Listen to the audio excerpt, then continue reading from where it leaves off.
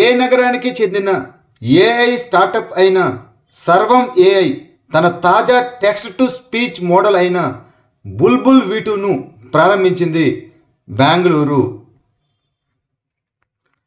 బెంగళూరుకు చెందిన AI startup సర్వం ఏఐ తన తాజా టెక్స్ట్ టు స్పీచ్ మోడల్ బుల్బుల్ V2ను విడుదల చేసింది. 11 భారతీయ భాషలకు మద్దతిస్తూ భారతీయ ప్రేక్షకుల కోసం వాయిస్ అనుకూలీకరణను కోరుకునే వ్యాపారాలు, బ్రాండ్లు మరియు డెవలపర్లకు ఆశాజనక సాధనంగా మారుతుంది. నీరాను నాన్ ఆల్కహాలిక్ హెల్త్ డ్రింక్గా ప్రచారం చేయడానికి ముఖ్యమంత్రి నీరా సంవర్ధన్ యోజనను ఏ రాష్ట్ర ప్రభుత్వం ప్రారంభించింది? బీహార్ ప్రభుత్వం కల్లుగీత కార్మికులకు మద్దతివ్వడానికి మరియు నీరాను ఆల్కహాల్ లేని ఆరోగ్య పానీయంగా ప్రోత్సహించడానికి ముఖ్యమంత్రి నీరా సంవర్ధన్ యోజనను ప్రారంభించింది. నీరా అనేది సూర్యోదయానికి ముందు తాటి చెట్ల నుండి సేకరించిన పులయబెట్టని రసం మరియు మద్యం రహితం. ఈ పథకం కల్లుగీత తాటి చెట్ల యజమానులకు మరియు షాప్ ట్యాపర్లకు ఆర్థిక ప్రోత్సాహకాలను అందిస్తుంది. పాసి దళిత సమాజం వంటి అణగారిన వర్గాలకు స్థిరమైన జీవనోపాధిని అందించడం దీని యొక్క లక్ష్యం. ఈ సీజన్ వచ్చి ఏప్రిల్ నుండి జూలై వరకు ఉంటుంది. ప్రపంచంలోనే మొట్టమొదటి జాతీయ స్థాయి క్రిప్టోకరెన్సీ పర్యాటక చెల్లింపు వ్యవస్థను ప్రారంభించిన దేశం ఏది? భూటాను ఇటీవల బినాన్స్ పే మరియు డ్రక్ పే కుంజాంగ్ బ్యాంకు భాగస్వామ్యంతో ప్రపంచంలోనే మొట్టమొదటి జాతీయ స్థాయి క్రిప్టోకరెన్సీ టూరిజం చెల్లింపు వ్యవస్థను ప్రారంభించింది. పర్యాటకులు ఇప్పుడు తమ బినాన్స్ ఖాతాలను ఉపయోగించి విమాన ఛార్జీలు, వీసాలు, హోటళ్లు మరియు స్థానిక పన్నులు వంటి సేవలకు క్రిప్టోకరెన్సీలను ఉపయోగించి చెల్లించవచ్చు. సంచారి కావేరి ట్యాంకర్ డెలివరీ పథకాన్ని ఏ రాష్ట్ర ప్రభుత్వం ప్రారంభించింది? కర్ణాటక.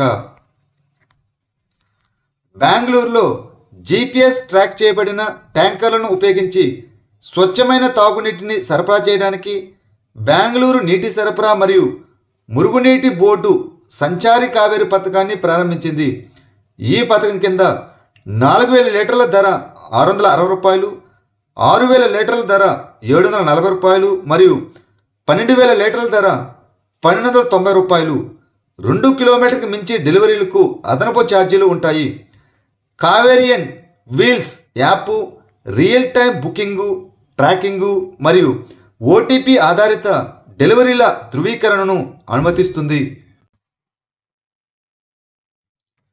భారత రాష్ట్రపతి నేషనల్ లీగల్ సర్వీస్ అథారిటీ అనగా నల్సా యొక్క కొత్త ఎగ్జిక్యూటివ్ చైర్మన్గా ఎవరిని నియమించారు? జస్టిస్ సూర్యకాంత్. భారత సుప్రీంకోర్టు సిట్టింగ్ న్యాయమూర్తి అయిన జస్టిస్ సూర్యకాంత్ను భారత రాష్ట్రపతి నేషనల్ లీగల్ సర్వీస్ అథారిటీ అనగా నల్సా యొక్క కొత్త ఎగ్జిక్యూటివ్ చైర్మన్గా నియమించారు.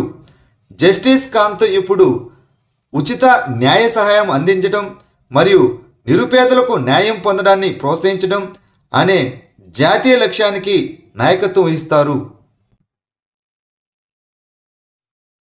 ప్రాసెసింగ్ ఎంటర్ప్రైజెస్ అనగా PMFME పథకాన్ని అమలు చేయడంలో ఏ రాష్ట్రం మొదటి స్థానంలో నిలిచింది? బీహార్. ప్రధానమంత్రి formalisation of micro food processing enterprises పథకాన్ని జూన్ 29, 2020న ప్రారంభించబడింది. ఇది ఆహార ప్రాసెసింగ్ పరిశ్రమల మంత్రిత్వ శాఖ ద్వారా కేంద్ర ప్రాయోజిత పథకం. ఈ పథకం సూక్ష్మ ఆహార ప్రాసెసింగ్ సంస్థలు సాంకేతికతను అప్గ్రేడ్ చేయడానికి మరియు అధికారిక గుర్తింపు పొందడానికి సహాయపడుతుంది. ఈ పథకం కింద ఆర్థిక, సాంకేతిక మరియు సామర్థ్య నిర్మాణ మద్దతు ఇవ్వబడుతుంది. 2024-25లో ఈ PMFME పథకాన్ని అమలు చేయడంలో బీహారు మొదటి స్థానాన్ని పొందింది. తెలంగాణ రాష్ట్ర ప్రధాన సమాచార కమిషనర్గా ఎవరు ప్రమాణ స్వీకారం చేశారు? Chandrashekar Reddy. 1991 Indian forest service అధికారి అయిన డాక్టర్ జి చంద్రశేఖర్ రెడ్డి రాష్ట్ర సమాచార కమిషన్ ప్రధాన సమాచార కమిషనర్గా అనగా సిఐసిగా ప్రమాణ స్వీకారం చేశారు. రాజ్భవన్లో జరిగిన కార్యక్రమంలో గవర్నర్ జిష్ణుదేవ్ వర్మ ప్రమాణ స్వీకారం చేయించారు. గ్లోబల్ మీథేన్ ట్రాకర్ 2025ను ఏ సంస్థ విడుదల చేసింది? అంతర్జాతీయ ఇంధన సంస్థ ఐఈఏ. అంతర్జాతీయ ఇంధన సంస్థ గ్లోబల్ మీథేన్ ట్రాకర్ 2025 ప్రకారం ఇంధన రంగం 2024లో దాదాపు 145 మిలియన్ టన్నుల మీథేన్ను విడుదల చేసింది. గ్లోబల్ మీథేన్ ట్రాకర్ 2025ను అంతర్జాతీయ ఇంధన సంస్థ విడుదల చేస్తుంది. పారిశ్రామిక విప్లవం నుండి గ్లోబల్ వార్మింగ్లో మీథేన్ దాదాపుగా 30% పైగా కారణమైన శక్తివంతమైన గ్రీన్ హౌస్ వాయువు. ఈ మీథేన్ యొక్క ప్రధాన మానవ వనరులు వ్యవసాయం, శక్తి అనగా ఎనర్జీ మరియు వ్యర్థ రంగాలు. మానవ కారణమైన మీథేన్ ఉద్గారాలలో ఇంధన రంగం మాత్రమే 35% కంటే ఎక్కువ దోహదం చేస్తుంది. మ్యాడ్ మ్యాక్స్ ప్రయోగం యొక్క ప్రాథమిక లక్ష్యం ఏమిటి? ఆక్సిజన్లు మరియు డార్క్ వంటి డార్క్ మ్యాటర్ను గుర్తించడానికి ఫోటాన్లు.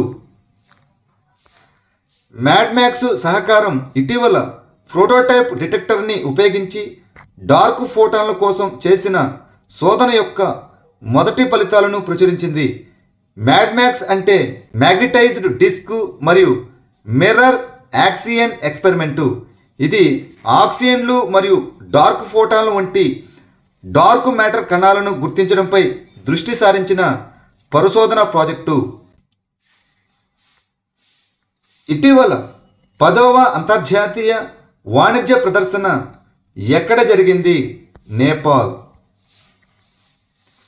నేపాల్లో 10వ అంతర్జాతీయ వాణిజ్య ప్రదర్శనను నేపాల్ వాణిజ్య మంత్రి దామోదర్ భండారి భృగుటి మండప్లో ప్రారంభించారు. 5 రోజుల పాటు జరిగే ఈ కార్యక్రమంలో నేపాల్, చైనా, ఉక్రెయిన్, బంగ్లాదేశ్ మరియు టర్కీ నుండి 120 పెవిలియన్లు పాల్గొంటాయి. చైనా ఎలక్ట్రిక్ వాహనాలు, ఎలక్ట్రానిక్స్, బట్టలు, గృహాలంకరణ మరియు టిబెటన్ ధూపం వంటి వాటిని ప్రధాన ఆకర్షణగా ప్రదర్శించే 40 స్టాళ్లను ఏర్పాటు చేసింది.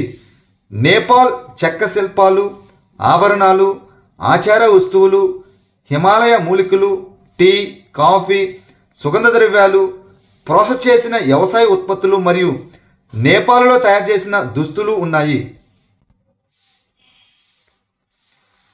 బ్రహ్మోస్ తయారీ యూనిట్ ఎక్కడ ఆవిష్కరించబడుతుంది? లక్నో, ఉత్తరప్రదేశ్.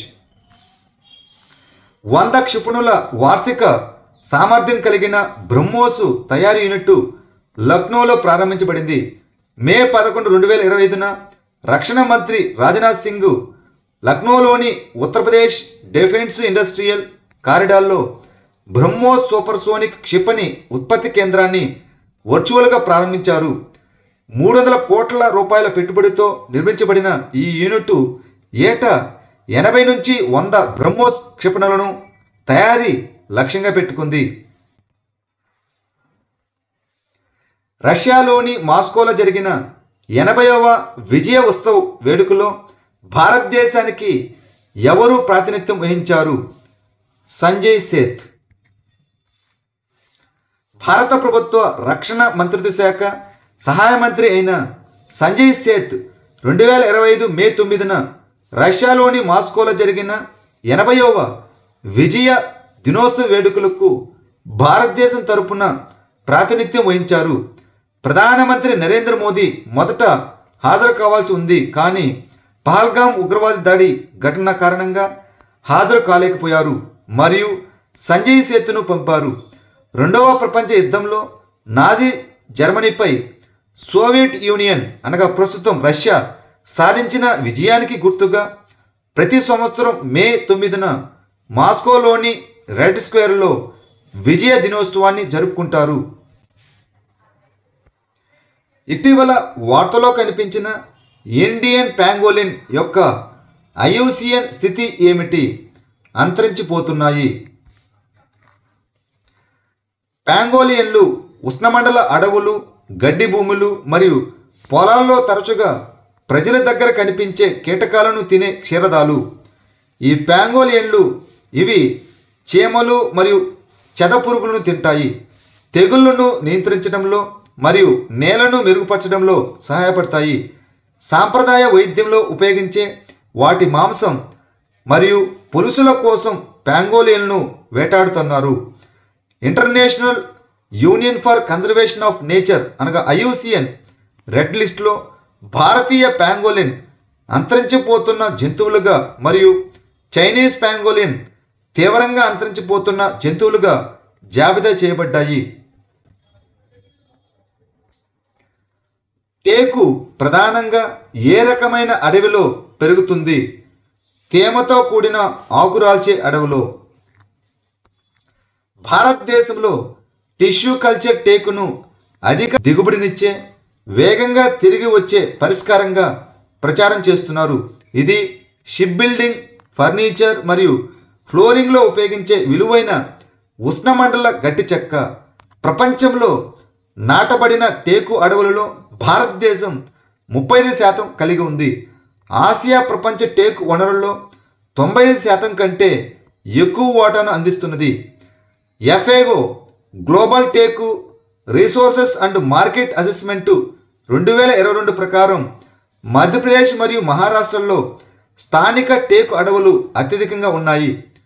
టేకు దక్షిణ మరియు ఆగ్నేషియాకు చెందినది మరియు ప్రధానంగా తేమతో కూడిన ఆకురాల్చే అడవుల్లో ఇది పెరుగుతుంది.